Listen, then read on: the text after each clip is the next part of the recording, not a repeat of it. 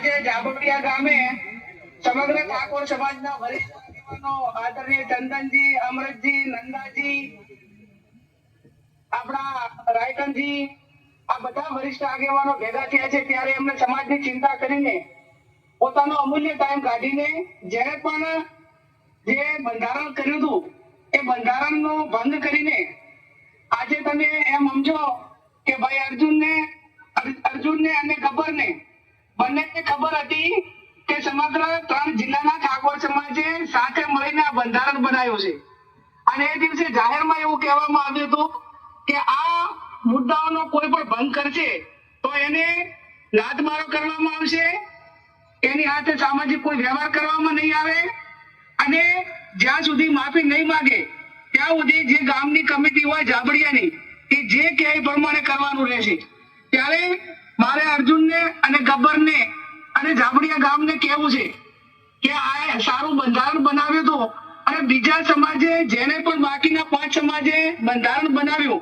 એમાં ડીજે નો ઉપયોગ કોઈ પણ પ્રસંગોમાં ના કરવો એ ઠાકોર સમાજે તો રાખ્યો પણ તમામ સમાજોએ આપણા સમાજનું અનુકરણ કર્યું અને આપણા સમાજનું જે બંધારણ બનાવ્યું છે સારું બનાવ્યું છે એટલા માટે બીજા સમાજે પણ એ પ્રમાણે બંધારણ બનાવ્યું। તો આજે એ ઠાકોર સમાજને એકને નુકસાન નથી કર્યું, બાકીના 5 સમાજો કે 6 સમાજો જેને પણ બંધારણ કર્યું હતું એમનું પણ ક્યાંક મનોબળ ઢીલું પાડવા માટેનો પ્રયત્ન આ જાબડિયા ગામમાંથી થયો છે, એમને કર્યો છે કે સમાજનો દ્રોહ કર્યો છે। એ કોઈ દંડને પાત્ર નહીં પણ તમે બધા જે આગેવાનો નિર્ણય લઈ અને આવું બીજા કોઈ ન કરે એવું જે નક્કી કરવાનું હોય કરજો ને એમાં હું મારો ટેકો પુરાવું છું। હું જાબડિયા ગામને પણ વિનંતી કરું છું કે આ તમારા ગામનો પ્રશ્ન છે આજે 3 જિલ્લામાં અને ઠાકોર સમાજ એ સમાજની ઉપર કોઈ નથી, કોઈ વ્યક્તિ ચાહે કલાકાર હોય, કોઈ નેતા હોય, કોઈ સંત હોય કે કોઈ પણ વ્યક્તિ હોય એ સમાજની ઉપર કોઈ નથી ને એને સમાજમાં રહેવું છે એટલા માટે।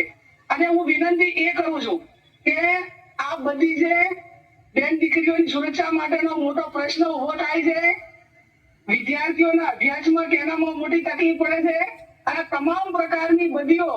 એ સામાજિક પ્રસંગોમાં સૌથી વધારે મહિલાઓની સુરક્ષા માટેનો પ્રશ્ન ઉભો થાય છે અને આ જે ઇમ્પોર્ટન્ટ મુદ્દો હતો સમાજ માટે અને એનો ભંગ કર્યો છે એને બિલકુલ ચલાવી લેવાનું નથી, આ હું જાહેરમાં કહું છું। અને એટલા માટે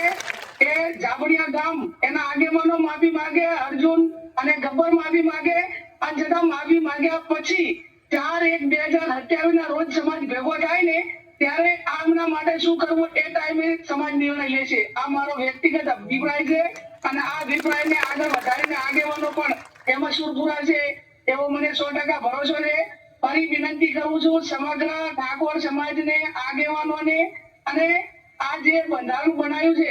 એનું પાલન કરવા વાળાને હું ખૂબ અભિનંદન આપું છું, સમાજના યુવાનોને અભિનંદન આપું છું કે અમને સોશિયલ મીડિયા મારફત એટલો વિરોધ કર્યો છે કે જેને ના પૂછો વાત એટલે સમાજના બંધારણમાં એમને મદદ કરી છે, એમને હું ખૂબ અભિનંદન આપું છું। જે આગેવાનો આવ્યા છો એ આજે નિર્ણય કરીને અહીંયાથી